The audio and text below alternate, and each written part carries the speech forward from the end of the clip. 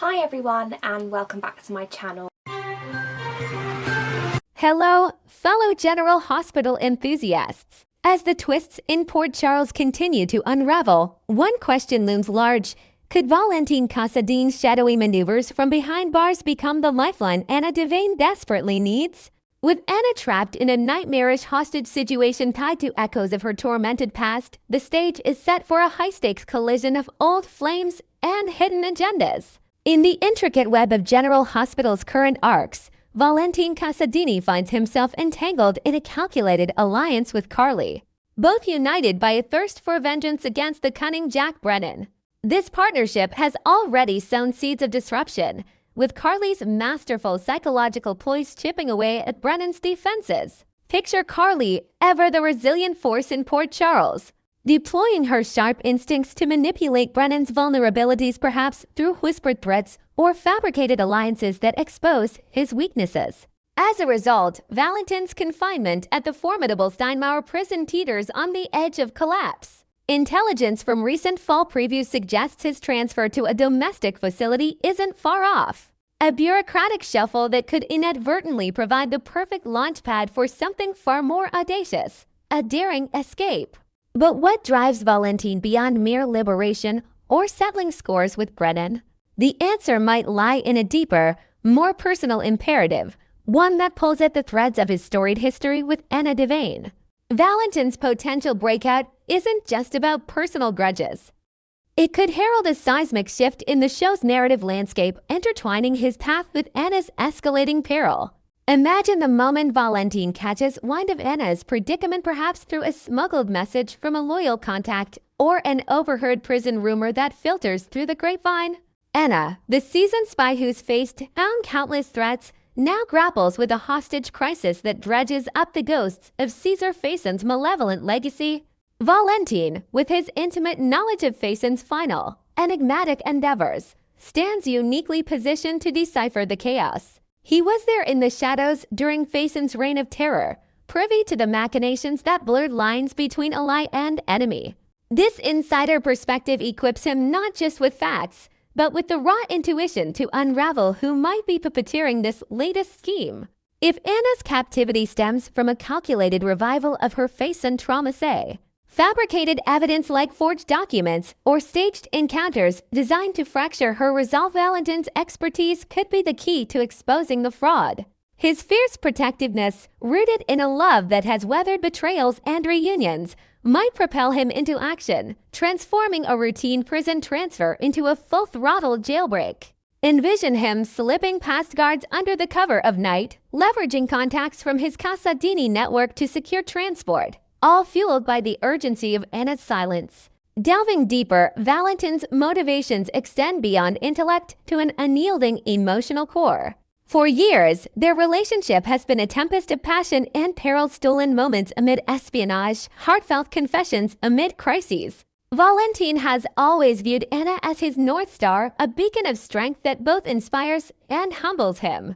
Even now, ensnared in his own legal battles, the news of her endangerment could ignite a dormant heroism. General Hospital has a knack for resurrecting such dynamics, where past lovers become saviors in the nick of time. Valentin might orchestrate his escape with meticulous precision, coordinating with an inside ally, perhaps a reformed inmate indebted to the Casadines, or hacking into security systems using skills honed from his villainous days. Once free, he could race across state lines, evading authorities while piecing together clues about Anna's captors. This isn't mere fantasy. It's a plausible evolution of Valentin's character arc, one that redeems his darker impulses through selfless valor. Anna, for all her independence, has vulnerabilities. Her history with Faison left scars that adversaries exploit ruthlessly. This time, she may lean on Valentin not as a partner in crime, but as her unwavering guardian, allowing their bond to shine amid the drama. Of course, the specter of Caesar Faison adds layers of intrigue to Anna's ordeal. While whispers in Port Charles fuel wild theories of his improbable survival, perhaps cryogenic preservation, or a body double lurking in the underworld, the more grounded speculation points to Jason Morgan's astute deductions. Jason, The unflinching enforcer with a knack for cutting through deception posits that this is psychological warfare at its cruelest. Someone is weaponizing Anna's Faison nightmares, staging elaborate ruses to erode her mental fortitude. Consider the tactics: anonymous calls mimicking Faison's gravity voice, planted artifacts from their shared history, or even holographic projections in a high-tech layer.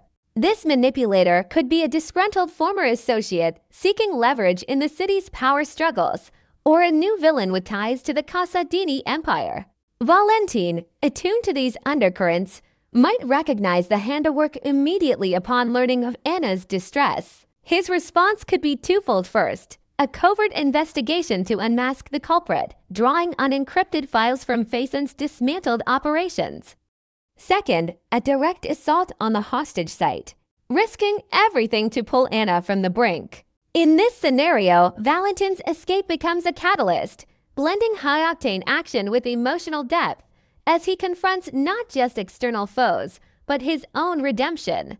As the dust settles from Valentin's hypothetical liberation, the fallout promises ripples across Port Charles. His involvement could strain alliances, like the fragile truce with Carly, who might view his detour as a betrayal of their Brennan vendetta. Yet, it underscores a broader theme in General Hospital: the redemptive power of love amid chaos. Valentin putting his life on the line, dodging bullets, outsmarting pursuers elevates him from anti-hero to legend, potentially forging a renewed partnership with Anna. She, in turn, might find solace in his arrival, her solitary heroism amplified by their synergy. Whether this leads to dismantling a larger conspiracy or simply a heartfelt reunion, the stakes feel palpably real. Fans have long anticipated such crossovers, where personal stakes collide with plot machinations, delivering the shocks that keep us hooked. In the end, Anna's hostage saga is poised to unleash a torrent of unpredictability, with Valentin's role as potential rescuer adding fuel to the fire. General Hospital thrives on these bold pivots, and as spoilers tease escalating tensions, one thing is clear: Port Charles never sleeps, and neither should we. Keep watching for the explosions, literal and figurative, that await. Next, Shadows in the Lad, a perilous path for Port Charles' young rebels. Dear Port Charles enthusiasts, as the fog rolls in over the harbor and whispers of intrigue echo through the Quartermain estate, a storm brews that could shatter fragile alliances and test the bonds of family like never before. At the heart of this unfolding drama lies the daring escapade of two young souls, Giovanni Gio Palmieri and Emma Scorpio Drake, whose quest for justice might just lead them straight into the jaws of danger and the unyielding grip of the law. In the dimly lit corridors of General Hospital, where secrets fester like untreated wounds, spoilers tease a high-stakes confrontation that could forever alter the trajectory of Gio's life. Dante Falconeri, the steadfast detective whose badge has long been both shield and sword, stands poised to cuff his own stepson over a brazen break-in at the university's cutting-edge research facility. This isn't just a youthful prank, it's a calculated infiltration driven by Emma's fiery crusade against what she perceives as barbaric animal experimentation. Professor Henry Hank Dalton, with his enigmatic smile and locked-away lab, has become the villain in her eyes, a man allegedly twisting scientific curiosity into cruelty under the guise of progress.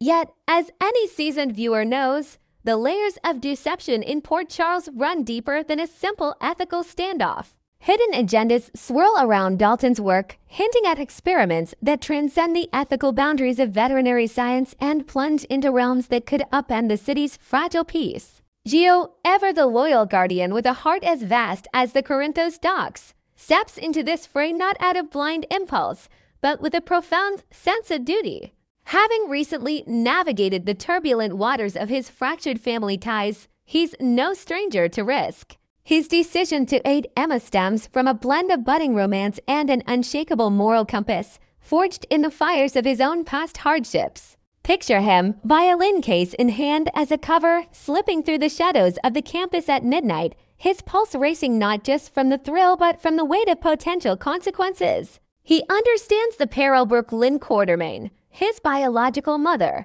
has drilled caution into him since his arrival, her eyes always scanning for threats to her hard-won stability. Still, Gio presses on, whispering assurances to Emma that their cause is just, even as doubts gnaw at the edges of his resolve. This mission, born from late-night discussions in hidden coffee shops, represents more than activism. It's a rite of passage for Gio, a chance to prove he's more than the sum of his complicated lineage. Emma Scorpio Drake, daughter of legends Robin and Patrick, carries the torch of her parents' legacy with unbridled passion. Her outrage over animal testing isn't abstract, it's visceral, fueled by vivid stories from her mother's medical journals and her own volunteer stints at local shelters. She envisions Dalton's lab as a modern-day house of horrors, where innocent creatures suffer for corporate gain. In rephrasing her fervor, one can see it as a rebellion against the sanitized world of privilege she's known, a pushback against the very institutions her family helped build. As they approach the lab's fortified doors, obtained through a pilfered key fob courtesy of a reluctant Rocco Falconeri, Emma's determination hardens into steel. But beneath her bravado lies vulnerability.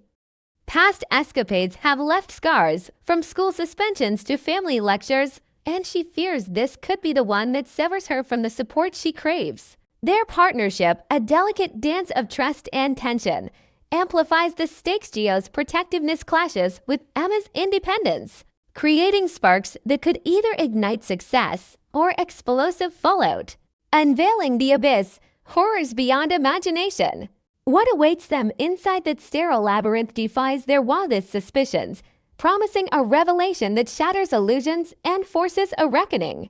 General Hospital's narrative weaves a tapestry of terror here, where the hum of fluorescent lights masks atrocities far graver than animal trials. Imagine the duo creeping through ventilation shafts, hearts pounding, only to stumble upon evidence of human experimentation, perhaps shadowy figures in cryopods or vials labeled with familiar Port Charles names, tying back to long-buried conspiracies involving the WSB or even ELQ's covert dealings. This appalling discovery isn't mere shock value. It's a pivotal pivot, analyzing how innocence collides with the city's underbelly.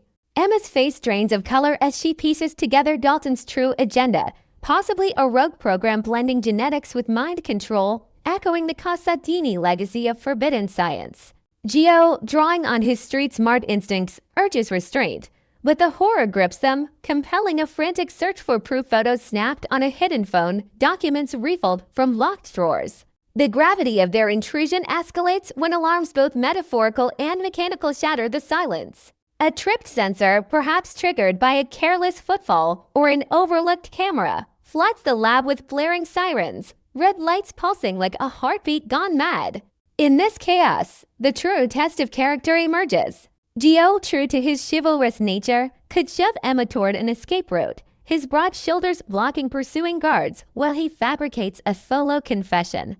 "It was me," he might gasp to authorities, shielding her from the fallout, especially given her history of similar rebellions that once nearly derailed her medical aspirations.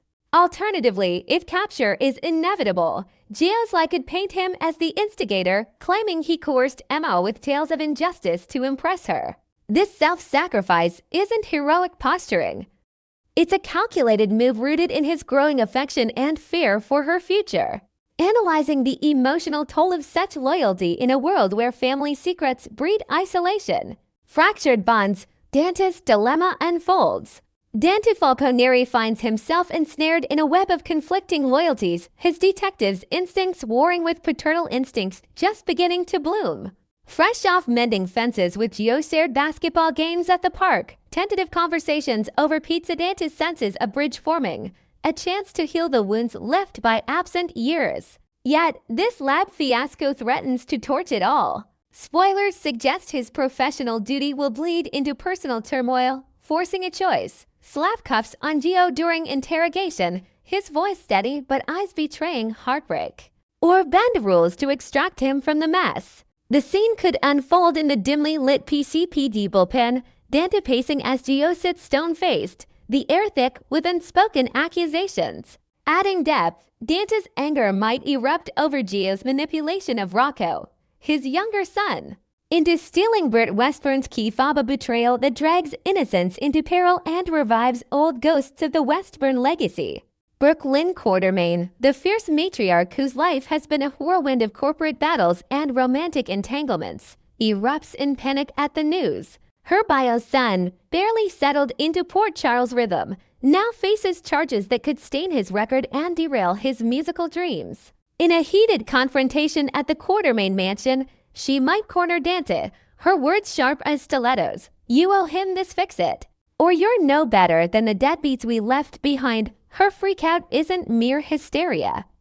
It's a mother's primal defense, analyzing how Gio's predicament mirrors her own youthful rebellions, now amplified by the fear of losing him to the system's grind.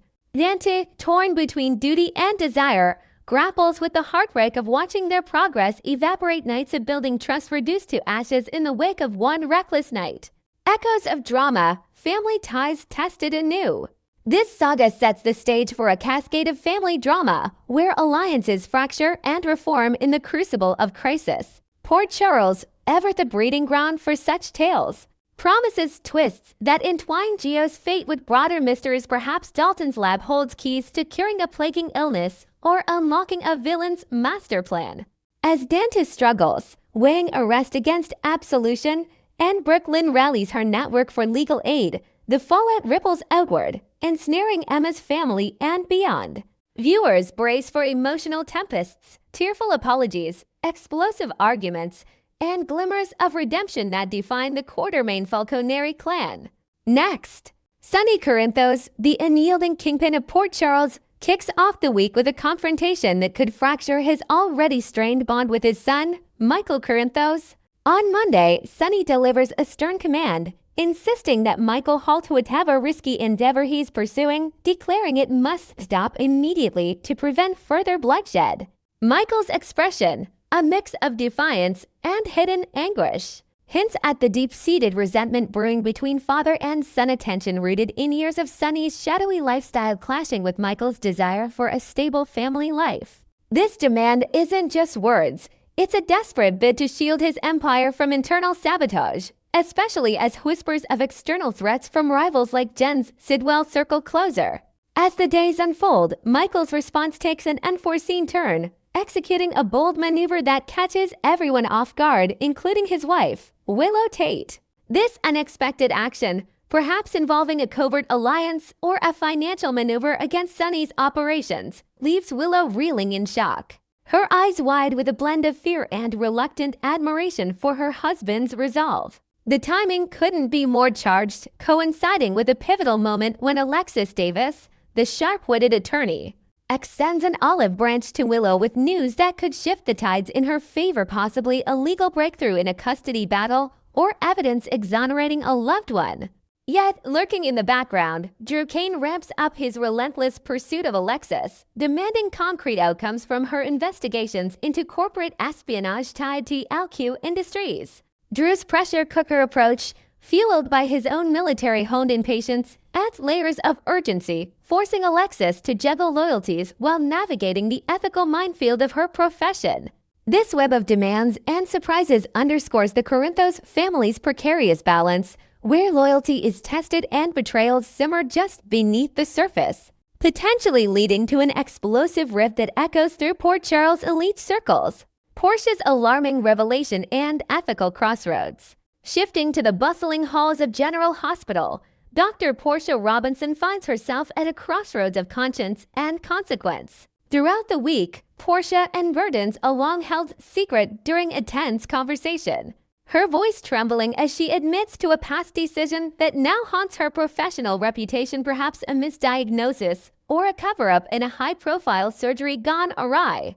The confession hangs heavy in the air, a cathartic release for Portia, who has carried this weight amid her roles as chief of staff and devoted mother to Trina. But the plot thickens when Isaiah Gannon, the enigmatic surgeon with a no-nonsense demeanor, proposes they take the matter to the authorities. Portia's reaction is visceral, her eyes widen in sheer panic, envisioning her career and freedom slipping away in an instant. Isaiah, ever the pragmatist, counters that full disclosure could absolve her of guilt and restore her standing, painting a picture of redemption through transparency.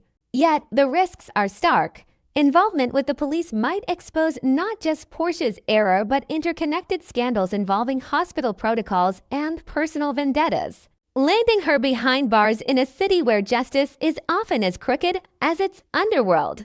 This dilemma highlights the razor-thin line Portia walks between self-preservation and integrity, a theme that resonates with her character's evolution from impulsive youth to seasoned leader. As colleagues like Curtis Ashford offer subtle support from the sidelines, Portia's choice could ripple outward, affecting patient trust and igniting a broader investigation into General Hospital's underbelly, where medical oaths clash with human frailty. Ava's enigmatic encounter at Windermere. Across the misty shores of the foreboding Windermere estate, Ava Jerome engages in a charged dialogue with the suave yet sinister Jen Sidwell. A meeting ostensibly about quelling Sonny Corinthos' growing ire, Ava, with her trademark blend of poise and peril, issues a stark warning. Any threat to Sonny's children crosses an unbreakable line, extinguishing any hope for peaceful negotiations. Her words carry the weight of a woman who's danced with danger for decades, drawing from her own history of loss and fierce maternal protection. Sidwell, however, doesn't recoil. Instead, his gaze lingers with a magnetic curiosity, suggesting he's far more captivated by Ava's fire than intimidated by her threats. This intrigue hints at sparks of romance igniting between the unlikely pair, a forbidden attraction that could upend alliances in Port Charles' power plays. Ava, no stranger to tumultuous liaisons, appears equally drawn to Sidwell's enigmatic charm, his worldly sophistication and veiled motives offering an escape from her isolated life post-Nicholas Casatini. Imagine the drama if Ava were to reclaim her place at Windermere, transforming the Gothic castle into a hub of seduction and strategy, where candlelit dinners mask plots against the Corinthos empire. Such a development would not only humanize Sidwell, revealing layers beneath his villainous facade, perhaps a tragic backstory involving lost family or betrayed trusts, but also challenge Ava to confront her patterns of self-destructive passion. As their chemistry builds, it promises to weave a tapestry of tension, blending erotic tension with high-stakes betrayal, ultimately questioning whether love can bloom in the barren grounds of vendetta. Shocking secrets and emotional leans in the Quartermain circle. The week brings jolts to Brooke Lynn Quartermain, who receives earth-shattering information that forces her to confront hidden facets of her life, possibly a revelation about her pregnancy, a corporate betrayal at deception, or a family secret tied to the Quartermain legacy. Overwhelmed, BLQ confides in Dante Falconeri, the dependable detective whose steady presence provides a safe harbor amid her storm. Their heartfelt exchange, set against the backdrop of a quiet coffee shop or the PCPD bullpen, deepens their bond, with Dante's empathetic ear encouraging BLQ to voice fears she's long suppressed. Later, as emotions peak, Brooke Lynn turns to Harrison Chase for solace, leaning on his unwavering support during a vulnerable moment that tests the limits of their friendship. Chase, still navigating his own romantic entanglements, steps up with quiet strength, perhaps sharing a memory from his academy days to lighten the mood.